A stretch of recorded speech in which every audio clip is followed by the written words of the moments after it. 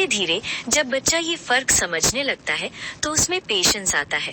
वो हर चीज के लिए तुरंत जिद नहीं करता और जिंदगी की छोटी बड़ी परिस्थितियों में एडजस्ट करना सीख जाता है।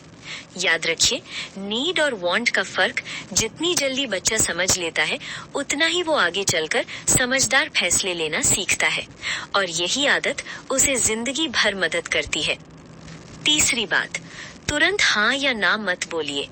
जब बच्चा कोई चीज मांगता है तो हमारा सबसे आम रिएक्शन होता है या तो तुरंत हाँ कह देना या फिर बिना सुने सीधा ना बोल देना। लेकिन सच ये है कि दोनों ही आदतें आगे चलकर बच्चे की जिद को और मजबूत कर देती है।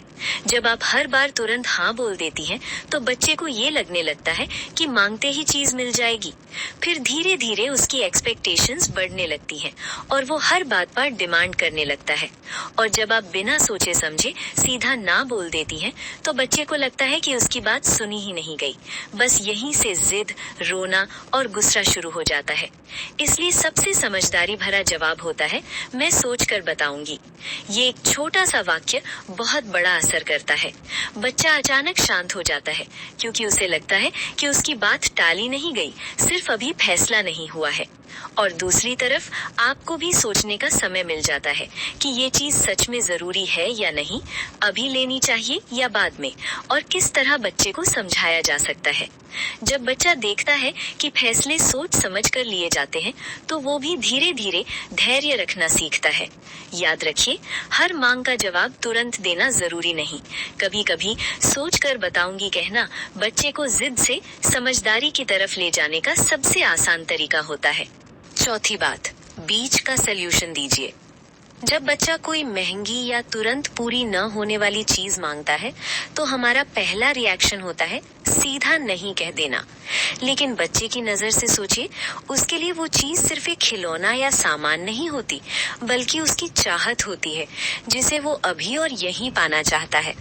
अगर आप उसी पल सख्ती से मना कर देती हैं तो बच्चा खुद को इग्नोर्ड महसूस करता है और जिद और बढ़ जाती है। ऐसे समय पर सबसे अच्छा तरीका होता है बीच का रास्ता निकालना। मान लीजिए बच्चा बहुत महंगा खिलौना मांग रहा है, आप सीधे मना करने के बजाय कह सकती हैं, अभी ये बहुत महंगा है लेकिन हम इससे मिलता जुलता कोई छोटा खिलौना देख सकते हैं, या अगर तुम थोड़े दिन इंतजार कर लो तो हम इसे किसी खास मौके पर ले सकते हैं। ज्यादातर बच्चे थोड़ी बातचीत और प्यार भरी समझाइश के बाद खुद ही एडजस्ट कर लेते हैं। उन्हें सिर्फ ये एहसास चाहिए कि उनकी बात सुनी जा रही है। इस तरह बच्चे धीरे धीरे नेगोशिएशन करना सीखते हैं, मतलब हर चीज जिद से नहीं, बात करके भी पाई जा सकती है। ये आदत आगे चलकर उन्हें जिंदगी में बहुत काम आती है, चाहे दोस्ती हो, पढ़ाई हो या बड़े होकर फैसले लेने की बात। याद रखिए, बीच का सल्यूशन देना कमजोरी नहीं है, ये बच्चे को समझदारी, धैर्य और एडजस्ट करना सिखाने का सबसे प्रैक्टिकल तरीका है। पांचवी बात, कभी कभी जिद नहीं, अटेंशन चाहिए होता है। बहुत बार हम समझ लेते हैं कि बच्चा किसी चीज के लिए जिद कर रहा है, लेकिन असल में वो चीज नहीं, आपका ध्यान चाहता है। खास तौर पर तब जब घर में नया छोटा भाई या बहन आ जाता है। अचानक बच्चा देखता है कि मम्मी पापा का ज्यादातर समय अब किसी और के साथ जा रहा है। उसके मन में जेलसी नहीं होती, उसके मन में बस डर होता है, कहीं मैं पीछे तो नहीं छूट गया। वो ये बात शब्दों में नहीं कह पाता, इसलिए जिद, रोना, गुस्सा यही उसका तरीका बन जाता है। ऐसे समय में अगर आप हर जिद को पैसे या सामान से शांत करने की कोशिश करेंगी तो बच्चा धीरे धीरे सीख लेगा कि अटेंशन पाने के लिए जिद करना जरूरी है। लेकिन अगर आप थोड़ा सा समय निकाल कर उसके पास बैठ जाएं, तो यकीन मानिए आधी समस्या वहीं खत्म हो जाती है। उससे प्यार से बात कीजिए, उसे डांटने या समझाने के अंदाज में नहीं, बल्कि दोस्त बनकर समझाइए। उसे बताइए, देखो बेटा, अब हमारे घर में एक छोटा सा बेबी आया है, वो अभी बहुत छोटा है, उसे खुद से कुछ भी नहीं आता। उसे खाना भी हम खिलाते हैं, कपड़े भी हम बदलते हैं, और उसे हर समय मम्मी पापा की केयर और अटेंशन की जरूरत होती है। फिर धीरे से उसका हाथ पकड़कर कहिए, लेकिन इसका मतलब ये बिल्कुल नहीं है कि मम्मी पापा तुमसे कम प्यार करते हैं।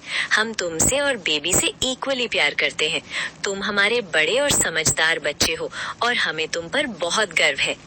उसे महसूस कराइए कि वो रिप्लेस नहीं हुआ है, बल्कि अब वो घर का बड़ा हेल्पर बन गया है। जब आप उसे जिम्मेदारी का एहसास देंगे, तो उसके अंदर इनसिक्योरिटी की जगह प्राइड आ जाएगी। बच्चे जिद इसलिए नहीं करते कि वो बुरे हैं। कई बार वो सिर्फ ये पूछ रहे होते हैं कि आप अभी भी मुझसे पहले जैसा ही प्यार करते हैं। और जब आप रोज 10-15 मिनट सिर्फ उसके लिए निकालेंगे, बिना मोबाइल, बिना डिस्ट्रैक्शन, तो उसे किसी और प्रूफ की जरूरत ही नहीं पड़ेगी। कभी कभी बस गोद में बैठाना, सर पर हाथ फेरना या 10 मिनट बिना मोबाइल के उसके साथ बात करना ही काफी होता है। यकीन मानिए, बहुत सी जिदें बिना 1 रुपया खर्च किए सिर्फ प्यार और अटेंशन से अपने आप खत्म हो जाती हैं। बच्चे को ये एहसास दिलाइए कि चाहे घर में कितने भी लोग हों, मम्मी पापा का प्यार उसके लिए कम नहीं हुआ है। जब बच्चा इमोशनली सिक्योर महसूस करता है, तो उसकी जिद अपने आप कम होने लगती है।